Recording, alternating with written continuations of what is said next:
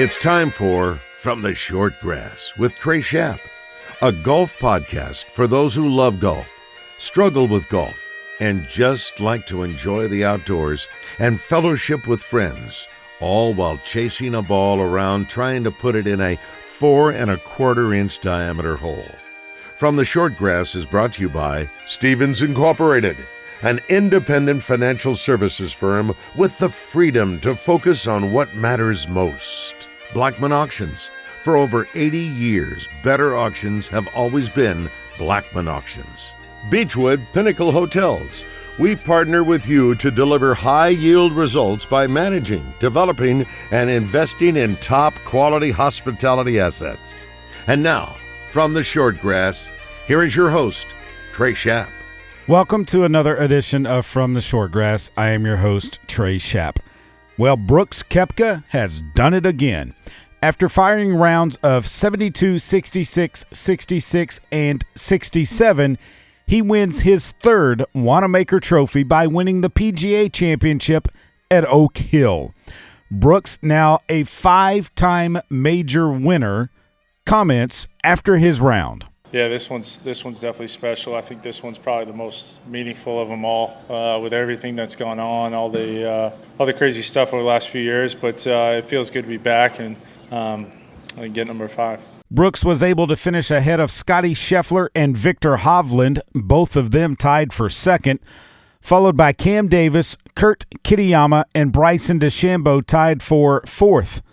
The big story, though, on Sunday was PGA professional Michael Block. He shot a 71, finished tied for 15th, and finished at 1 over par for the championship, but it was when he stepped to the 15th hole, picked out his club, swung it, and flew the ball directly into the hole for a hole-in-one, which sent the crowd into a frenzy. Michael will now make his way to Fort Worth, Texas in the Charles Schwab Challenge on the PGA Tour after receiving a sponsor's exemption into the event at Colonial Country Club in Fort Worth. Here is Michael Block commenting on his round and the week at Oak Hill. I didn't cry when I had my kids. I cry for some reason. If you love golf, you know. I mean, I cry about golf, to be honest. I've cried only a couple times in my life. When I won the national championship in 2014 in Myrtle Beach at the Dunes Club, I cried. And then after that, my wife hasn't seen me cry until this week. And so if it makes any sense, that the one thing in the world that makes me cry is golf. So if that puts into context as far as how much I love the game, you know now. So it's everything to me. Obviously, I love my family and everything else and my job and everything, but golf's my life. I live it, breathe it, and I made sure of one thing in my life, that I was going to drive to a golf course every day, whether it was a caddy or an outside service kid or an assistant pro or a head pro or general manager. I was going to be at a golf course, and I came to a golf course today at Oak Hill and played in the PGA Championship. Not too bad of a finish for a club pro from California. Speaking of club pros, I drove down to Texarkana, Arkansas, and sat down with PGA professional Art Romero, the head club professional at Texarkana Country Club. That interview's coming up after the break. I want to tell you about our friends at Blackman Auctions. Since 1938, better auctions have been Blackman Auctions. Go to their website, blackmanauctions.com, find their upcoming auction, and pick out one that you think you might want to attend. You never know what you're going to find at an auction. Blackman Auctions, one of our great sponsors of From the Short Grass. We're back with PGA head golf professional at Texarkana Country Club, Art Romero, after the break. Traveling to Fayetteville to watch a game? Forgot to book a room for the night? Beechwood Pinnacle Hotel Group has you covered. Stay where the fans stay. Staybridge Suites is just south of Baum-Walker Stadium and is an all-suite hotel within walking distance of Baum-Walker, Bud Walton, and Razorback Stadium. Or you could stay at the Comfort Inn and Suites with newly remodeled rooms throughout the entire property. Find them on the web at bphotels.com. Beechwood Pinnacle Hotels.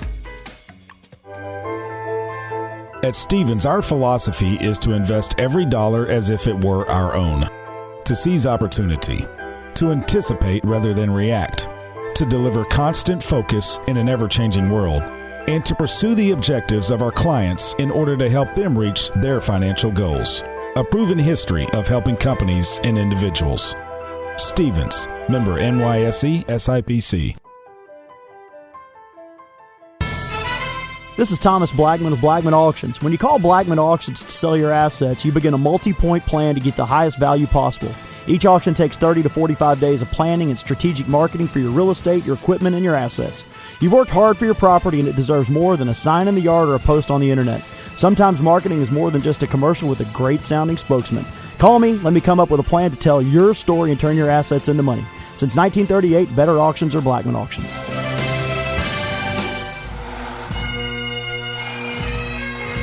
Welcome back to this edition of From the Shortgrass. I am your host, Trey Schapp. Art Romero, the head golf professional at Texarkana Country Club, grew up in Roswell, New Mexico, and picked up the game of golf at an early age. He is now the head golf professional at Texarkana Country Club.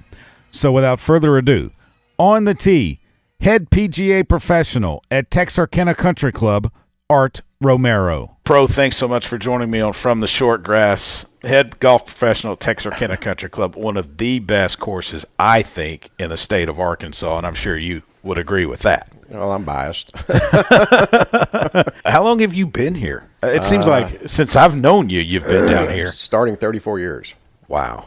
So, yeah, quite some time. I came in 90. So I'd been in Oklahoma for 13 years as a club pro and assistant pro and college and stuff, and then moved here in 90. When did you first pick up a golf club? I was 8 years old. Actually, I had a golf club in my backyard, and I was hitting balls. And we lived by a golf course, and my dad would we just kind of thought that golf was just an old man's game, and because that's all we saw playing. So I was into baseball at that age, like most kids. One day, my dad went out and played golf with his boss at the country club, and it was came in kind of late, and of course we were all a little bit upset because he wasn't there for 6 o'clock dinner like we always had. But it was middle of summer, and next morning he came in my room and he asked me if I wanted to take golf lessons. I thought, well, that might be kind of cool. And so they had junior lessons down at the little golf course we lived by, and it just was real easy. And we had a little 9-hole tournament. I think I shot 51 or so my first 9 holes, and at the time Nancy Lopez was real popular in Roswell too. I grew up in Roswell. Being Hispanic, all the little Hispanic boys and girls, we just kind of looked up to her. And my dad knew her dad, and we'd meet up at the little public golf course. I was 8, and of course she was cute, and I chased her around for quite a few years. Any dates? No, she's 4 years older than I was. 4 years? That's not much of a gap. She was 12 and I was 8, but we did play on the high school team together. She was a senior, I was a freshman. And so, yeah, that's kind of a short story of how I got into golf. When did you, Art, fall in love with the game? That's a good question. Probably when I was 12 or 13, I quit playing baseball, and I played in the state junior. I qualified for the state junior and finished second or third. I had shot 79, I think. I remember 80-something, 79. I thought, wow, I broke 80 in a tournament. It was pretty cool. And I was leading the tournament. And I shot another 80-something the last day. Of course, I was 12 years old, and I finished second. I think I finished second or third. And right then, I just knew that competitiveness that I had experienced in that state, I wanted more of that. So, I just kept practicing, playing harder. I had a little job at the Muni course there and practiced and played, and I thought it was the greatest job in the world. I'd pick up balls and clean the pro shop and made $5 a week. Hey, and all the golf I got to play. I was going to say. And range balls. So, to me, that was just, at that age, that was just fun. And were you self-taught? The pro there at that little golf course used to help all us kids. I mean, we didn't have formal lessons, but he might go and help us with our grip or, help us with our swing. And, nothing formal. None of us could afford formal lessons that I was growing up with. And so, kind of self-taught and then some professional tips here and there. So. Playing with Nancy Lopez, though, on the golf team, your high school golf team. Right. Did you think that, okay, yeah, she's good, but did you ever think that she would get to be as good as she was? Yeah, she won New Mexico State Women's Amateur, I think, when she was 12, 13, and 14. And then she'd gotten in. She made the men's team when she was a freshman, I think. And they didn't have a girls' team, so there was some politics involved as whether she could play on the men's team or not, even though she was good enough. And I went all the way to New Mexico Supreme Court, I believe, and they had ruled that if the high schools didn't have a girls' team and they were good enough to make the men's team, then she could play. And she did. She had to play the men's tees, though, right? Oh, yeah. She had to play the men's tees. And I'll tell you how good she was. So in her senior year, which was my freshman year, she qualified for state individually. We weren't good enough as a team, but she was good enough and this is men. So the state high school was at University of New Mexico course, and the course then was about 7,000 yards, and she finished fourth individually. I mean, it's very vivid memory. I think she shot a pair of 77s from the men's tips, and the only ones that beat her were guys that, well, one was Coach John Fields, who was at Las Cruces, who's now at University of Texas, and he beat her. Ray Cragen, who's like national left-handed champion, amateur, whatever that term was, a good player. Mark Pelletier, who's head golf professional at El Paso Country Club, been there for. So those were the only three guys. So they were good players anyway. And but she finished fourth individually, and that was pretty impressive. And then, of course, she went to Tulsa, which when she came home, she would tell me how cool Tulsa was and da-da-da-da-da. So, and that, I should go look at it. So I took a trip up there my senior year, and she had already gone on tour. I think she won 7 tournaments. She only went 2 years there. But every time she was home, she'd just say, hey, you need to look at Tulsa, go look at Tulsa. Well, I took a trip there and just loved it, and that's how I ended up in Oklahoma. Good courses there to play. Yeah, it was really good. We got to play Southern Hills once a week, Cedar Ridge, played Tulsa Country Club, where they've had like a women's LPGA. And we had access to some other courses, but we didn't have our own home course. We used to go hit ball. I remember we hit balls at the polo field at Southern Hills before they added another 9. Southern Hills would let us do that before we played, which was nice. But, back in the 70s and early 80s, the courses didn't have driving ranges the way we have now. Driving ranges for some of the older courses were an afterthought, kind of like us right here. But I think now that, they have the Patriot Club, but they discontinued the boys team a few years ago. They still have the girls team, but I think they use the Patriot Club, and they have a facility, so that's kind of cool. When did you decide that you wanted to make it a career? Well, my senior year, I was a business major, and I graduated, and of course I had done, some searching for jobs in the business world, insurance, management, whatever. And I'd been working at a public course there in Tulsa through college, and the pro, was asking me, what are you going to do? What are you going to do? And I was like, I don't know, I'm trying to get a job. And he said, well, would you like to be an assistant golf pro? And I was like, at that time I just wanted a job so that I could not have to go home and depend on anybody, and I was a pretty good player already. They knew that. So I really started out with a good lesson clientele right off the get-go. Mm-hmm. And back then, I had a pocket full of money and single and just loving life at the time. So and I got to play competitive golf at the PGA level and had success doing that. Played a lot of pro-ams, made extra little spending money here and there and all that stuff. So, I just kind of grew more and more. And I was there probably till 87. And I was kind of at a crossroads of staying in the golf business or playing competitive golf. I had a group of men that put some money together for me to go play because I'd had pretty good success. I'd finished high in some state tournaments and won a lot of little local tournaments there, local pro-ams, whatever. I had just gotten married, and at about the time I was getting ready to decide one way or the other, the pro at Oak Tree, what's Oak Tree National now, is Oak Tree Golf Club then, called and had a job for me. And at the time, Landmark owned them and was expanding a lot of they had Kiowa Island, Mission Hills, a lot of courses, and basically said, hey, we'll have you in a job art in a couple of years. I'd already had my PGA membership, and so that was kind of an easy choice to go from there to Oak Tree. And then I was there for 3 years before I came here. Texarkana Country Club, it's got a lot of history, doesn't it? Mm-hmm. Yeah. I mean, when you just lots of history. You walk through the clubhouse. Yeah. You don't have to get out on the course. Right. You just walk through the clubhouse, and the history like it hits you in the face, doesn't it? Oh yeah. And there's more that I've been here long enough. I remember I was Mr. Murphy was alive when I came. I got to know him for 10 years, and he had been here since mid-30s. So he had replaced Byron Nelson. I'd gotten to talk to Mr. Murphy quite a bit about the history. And of course, some of the old pros that were here with Miller Barber, of course, Byron Nelson. The history of the old Southwest Conference championship was here with, I think, Tom Kite and Crenshaw played in it, and just tons of other guys that have been here. Of course, in '89, we had the Big Eye with Tiger and Daly together, which that picture is hanging in our club, in our locker room, and it's gone viral. There's some other pictures that I have of Duvall and that were in our ladies' locker or restroom for years, and I found them, but we still keep guard on those. The ladies keep guard on them. Yeah. But they're cool pictures, and they're just in simple frames and nothing, big, just very subtle, small, which is kind of cool to make that, that little picture of Tiger in the locker room is just, you have to look for it, and it's pretty cool. It's not like it's just going to jump out and get you. Right. I mean, you have to know where it is, but once you see it, you're like, oh, yeah. Wow. Yeah. And it's gone on social media. It's gone so viral now, that guys, most people don't even know it's hanging in that room. But when they see it, they're like, "Whoa, wow, okay, I've seen that before." Yeah, and that's where it's at. So, tell me the story about 16 and the plaque in the fairway. Yeah. So when I came to Texarkana back then, the old guys used to tell me, for years I heard it. Byron double eagled number 16, and he was playing with one of the old Legacy members, ladies, one day, and it's in his book. I read it in his book. So they had been telling me that, and the club didn't have any kind of stuff on the golf course that was kind of monumental, I guess, for the history it had.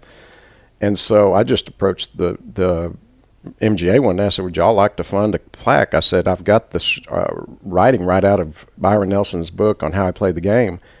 I mean, I can just quote it and go get it done." And they were like, "Yeah, great." So based on his book, I kind of read where about he hit that shot from, and so we just put it in there. There was some other stuff Byron had. I think number 11 was his first hole-in-one, but I didn't want to do more. I mean, I thought that was enough. You didn't need to, mess with the golf course up any more than just that. An albatross. Yeah. I mean, that's tougher than a hole-in-one, I would think. Yeah.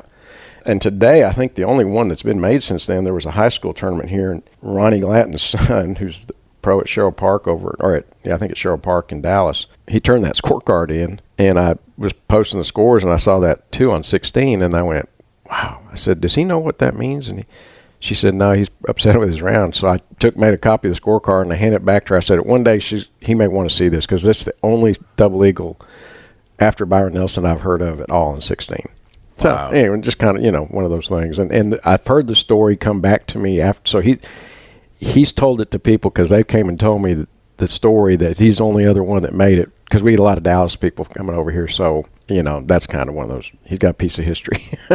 It's kind of weird, too, though, Art, that here you are at Texarkana Country Club, and the club is on the Arkansas side right. of the Texas-Arkansas border, but it also serves the Texas side as well. The majority of our members live in the Texas side, and we've hosted Texas events in the past. When you live in a border city, you're kind of a stepchild of two states. So, Texas likes to claim us. Arkansas definitely claims us, but Texas likes to try to claim us too because of our location. And the Texas High Golf team, they're always towards the top in the state of Texas. Right. And, I mean, it's got to be because of the facility here that they get to use. Right. Yeah, that's for sure. And they have a good facility on campus too. But, the other high school is good too. My son, Ryan, coaches at Pleasant Grove, and they lost some players to Texas High, but they ended up getting qualified for state, which is pretty cool. It's a smaller school, smaller division, but still to just have that much, in a town this size, to have that much golf enthusiasm is really pretty cool. We get a big Dallas contingent that comes over that are members and playing our tournaments. I think our state junior, the U.S. junior qualifying this year, Jay Fox told me they have about 50 typically in Arkansas, and we're hosting it this year, and we're full at 71, I think, or something, whatever. Wow. Pretty close. So we just get just a big population of the Dallas-Fort Worth. But you've been here a long time, and at most clubs, the head pro sometimes doesn't last at a place. and I say that because some people tell me, well, the membership, there's just going to be turnover. But you seem to be a guy that can get along with anybody. Oh, I hope so. And they haven't run me off yet. And they haven't run you off yet. I mean, that has to say something about your character and about you as a person. You're kind to say that. Well, here's the thing. Here, honest to God truth, I tried to get some dirt on you from some of the other PGA pros, and they said he's the best guy ever. I mean, they wouldn't give me anything. Well, you talked to the wrong person. No, I mean, obviously, professionally, you have to maintain a certain amount of integrity when you're doing a job like this. You represent the club, you represent the town, you represent the members.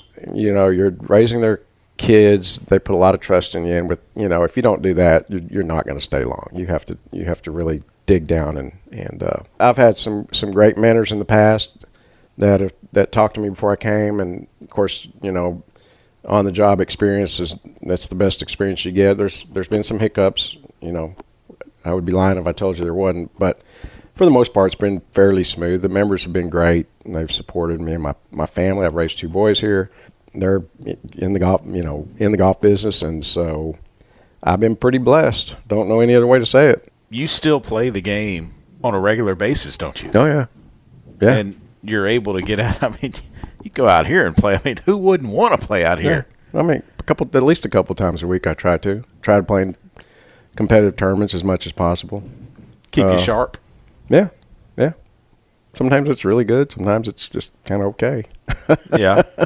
When you get to October, late October, and the Randy Beaver Cup matches, right, and you're a mainstay in it, to drive up there and compete in that weekend, what's that like for you?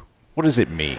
Obviously, we honor Randy, who, if you knew Randy, you'd know he was just one of the kindest, gentle giants you'd ever meet, and you talk about integrity and all the things that go. I mean, he was he was a superintendent of his course. He was a golf pro. He taught. I mean, he had to do a lot. He had a lot of hats.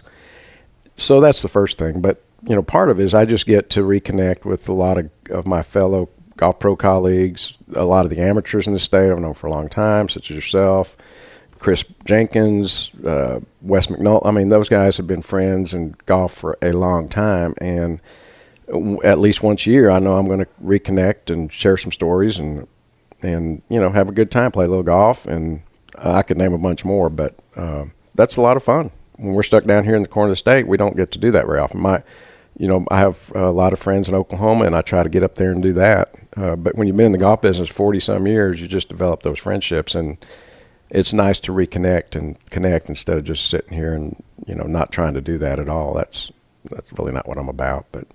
I wish Texarkana was closer to the central part of the state. I mean, because the fact that it is down here in the corner, right, it can be tough to get to at times. And I know you guys, when the ASGA calls, you're more than happy to host. It's just that it's a rotation basis. There are tons of courses around the state that would love to host. And every time that I've been down here to play in an event, I mean, it's always in tip-top shape, and it's like that all the time. Mm-hmm. Pretty much. I mean, when you're here every day, you have to go through normal maintenance practices that it's not like that. But when it peaks pretty good. Greens are fast. Mm-hmm. Fairways are going to be cut down, and the rough's going to be tough. Mm-hmm. Yeah. That's Texarkana Country Club. Mm-hmm. It's an old-style course, isn't it? Very much so. It hadn't changed. The routing hadn't changed since its inception back in the 20s. We've added a little bit of change on 12, but that's it. We've redone the greens, added a little length, but the overall character of the course is still the same. The routing's the same. It's a great everyday member golf course that still offers a championship test. I don't know how you get any better than that, honestly. How would you play it? It's an angle course. I mean, you have to play your angles. So if you've got to just leave yourself the right angles into the green so that you have room to stop a shot. If you get the wrong angle, they can narrow up, and you'd be lucky to get it on the green. I think what I enjoy about it so much is that you can keep playing golf. You hit it. We don't have a lot of penalty areas in the golf course, so you're not hitting provisions. You're not looking for golf balls. You play. If you hit in the trees, you chip out, and you can bogey it to death. But you don't. Typically when we have the college tournament in the spring or state amps or whatever, we see a lot of upper 70 scores, very few low 60s, but you don't see a lot of high 80s either. I mean, the guy really had to have a bad day to get up in the 80s, but. I've done it. Yeah, well, we all had a bad day. Those bad days, but it's not like some of the other new courses where you're have penalty shots like crazy, and if you get a little off, you turn in you shoot those disgustingly high scores that make you feel bad about yourself. Mm-hmm. Yeah, I remember the first practice round I played out here. I think I putted it off of number 1 green. Yeah, it can happen. And then I saw it happen in competition, too. Luckily, it wasn't me. It can happen, yeah. Did Mr. Nelson come out here and practice before the Masters? I think the story, and I get this from his book, and maybe so his first wife was from Texarkana, And of course, he was here. He played before he even came to Texarkana in the Texarkana Open, and of course, you know, back then he was coming from Dallas to go to Georgia, and this was a great stopping place to, you know, see his in-laws, I suppose, or his wife would be here, and it just was a nice little look that he was looking for that's not offered in the Dallas area or more in Texas. So he could get a little bit of, you know, his eye for Augusta. And, you know, even Sam Burns is from Shreveport. He used to come before he's even after he's been on tour. His teacher would bring him here because there was some movement on the golf course, right and left shots that he liked to practice that's not always on tour. And when he went to go play a tighter course, you know, his teacher would say, "Can I bring Sam up, play a practice?" "Oh yeah, come on." So that look of bending the ball back and forth is not a lot of that in the newer courses that the tour plays and stuff. So, you know, that's kind of cool. Tall Pines give it that feel. Mm-hmm. Every pro has some tips for amateurs, whether they're starting out or they've been an amateur all their life. What's one of your go-to tips, if you will, for someone that's just starting the game? What would you tell them? Oh, God, learn to like the game, and not because you play well, but for all the other reasons, like being outdoors, you know, friendships, exercise. But if you're only going to like the game to play well, you're going to be really disappointed. And those are the people that tend not to stick with it. Mm-hmm. You know, when they're so competitive and they only want to play the game because, you know, they want to be good at it. You have to develop a passion for other things, because you know as well as I do, you're going to get mad more than you happy when you play, because you don't get those good rounds very often. Best golf course you've ever played? Oh, God. Best or funnest? Either. Yeah, I guess most fun you've had on a golf course, where was it? Or the best you've ever played? My favorite golf course is probably Southern Hills. Wow. Yeah. We played in college, and I just really love that. I just have a deep You like the new layout? The haven't played changes? it yet. Haven't played it yet. Yeah, but I have a passion for that golf course for many reasons. And, you know, it's one of those old style, move the ball right and left, a little bit of tree line, great condition, you know, all the history there too. Funnest course is Lahinch in Scotland, Ireland, and probably the best course is probably Royal County Down. That one's pretty phenomenal, but it's not as fun as Lahinch. You know, it beats you up pretty good. Mm-hmm. Fantasy foursome, you and 3 others, are living or deceased that you would like to play around a golf with. Tiger, Nancy, which I played with her, but I'd love to play with her again, and Watson, and me. Yeah. That a foursome? Yeah. Tiger, Nancy, Tom Watson, Art Romero. Be fun. That's a good foursome right there. Now, what course you going to play? Texarkana Country Club? I've never played Augusta, but that would be the course I'd play. There you go. Yeah, that'd be pretty fun. That'd be pretty cool. That would be cool. That'd be awesome. That would be awesome. Man, thanks so much for your time, Art. I appreciate it. You bet. Heading to El Dorado to check out some live music or to play Mystic Creek? Stay at the Haywood, the only boutique hotel in the middle of downtown and the Murphy Arts District. If you are spending a weekend in Hot Springs, make plans now at the Marriott Courtyard close to Lake Hamilton and Oaklawn. Beechwood Pinnacle Hotel Group manages both of these fine properties, and you will rest easy knowing that your every need is taken care of. Beechwood Pinnacle Hotels on the web at bphotels.com. This is Thomas Blackman of Blackman Auctions. When you call Blackman Auctions to sell your assets, you begin a multi-point plan to get the highest value possible. Each auction takes 30 to 45 days of planning and strategic marketing for your real estate, your equipment, and your assets. You've worked hard for your property, and it deserves more than a sign in the yard or a post on the internet. Sometimes marketing is more than just a commercial with a great-sounding spokesman. Call me, let me come up with a plan to tell your story and turn your assets into money. Since 1938, better auctions are Blackman Auctions. That will do it for this edition of From the Short Grass. But before we go, don't forget, when you need an overnight place to stay, make sure you go to bphotels.com, Beechwood Pinnacle Hotel Group. Check out one of their places to stay and stay with our friends at bphotels.com, Beechwood Pinnacle Hotel Group. And remember, when you find your ball mark on the green, fix it and a couple of more. And I hope to see you sometime soon from the Short Grass. You've been listening to From the Short Grass, a weekly podcast dedicated to the game of golf. This has been a presentation of the Buzz Radio Network.